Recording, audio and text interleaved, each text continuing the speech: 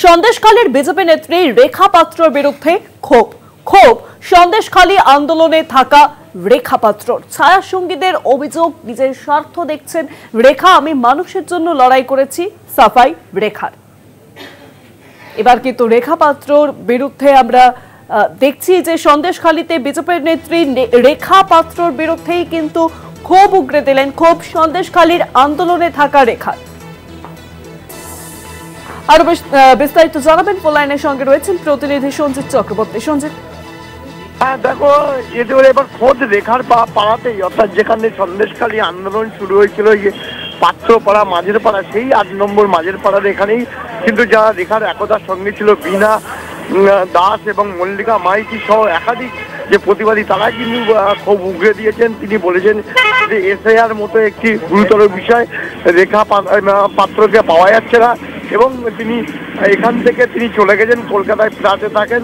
সন্দেশখালী মানুষের সুবিধা অসুবিধা দেখেন না, নিজের স্বার্থসিদ্ধি লাভ করার জন্য তিনি এই কাজ করেছেন। এই নিয়ে কিন্তু একটা ক্ষোভ উগরে দিয়েছেন। কিন্তু পাল্টা রেখা পাত্রের অভিযোগ, যারা এই কথা বলছে তারা তৃণমূলের সঙ্গে অশুভ আঘাত করেছে এবং তাদের কাছে বিশেষ সুবিধা নিয়েছে বলে এই ধরনের কথা বলছে এবং তৃণমূলের সঙ্গে যোগাযোগ রাখছে। সব মিলিয়ে অভিযোগ, পাল্টা অভিযোগে নতুন করে সন্দেশখালী যে রেখা ছায়াসঙ্গী বা একদা ডানার যাদের বলা হতো, তারা কি এইবার রেখার বিরুদ্ধে ক্ষোভ উগরে দিলেন?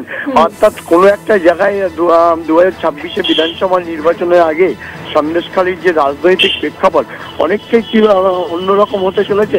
সম্প্রতিকালে সেই বিষয়গুলো উস্কে দিয়েছে। তুমি জানো, বেশ কিছুদিন আগেই, অর্থাৎ কয়েক মাস আগেই বিরোধী দলনেতা বিশেষ কানমারিতে একটি বিজেপি নেতা খুনের শহীদ সভা করেছিলেন, সেখানকে রেখা পাত্রকে মঞ্চে দেখা যায়নি। পাশাপাশি বেশ একাধিক কর্মসূচিতে রেখাকে দেখা যায়নি। সম্প্রতিকালে সংকল্প যাত্রা করেছে বিজেপি রাজ্য নেতারা, সেখানেও কিন্তু বাসন্তী হয়তো সেখানেও দেখা যায়নি। তা কোনো একটা জায়গায় রেখার বদলে অন্য মুখ খুঁজতে চাইছে বিজেপি নেতৃত্ব, এটাও যেমন প্রশ্ন। অন্যদিকে রেখার বিরুদ্ধে খোদ রেখার পাড়ায় যারা অনুগামী একসময় আন্দোলনের মুখ ছিল, তারা যেটা বলেছেন যে সন্দেশখালী মানুষের জন্য করেছি, যারা অপরাধী তারা সাজা পাচ্ছে, তারা এই সন্দেশখালী মানুষ ভালো আছে, আমরা রেখার জন্য করিনি। অর্থাৎ আমাদেরকে ভুল বোঝানো হয়েছিল, ভুল বুঝিয়ে অনেক কিছু করানো হয়েছিল, কিন্তু এখন আমরা ভালো আছি। আমরা সন্দেশখালী মানুষের সুস্থ স্বাভাবিক জীবন পাশে পেয়েছি বিধায়ক থেকে ব্লক সভাপতি। সব মিলিয়ে সন্দেশখালীর কিন্তু নতুন সমীকরণ হচ্ছে, এমনই প্রশ্ন আজকে উস্কে দিল এই ঘটনার মধ্যে দিয়ে।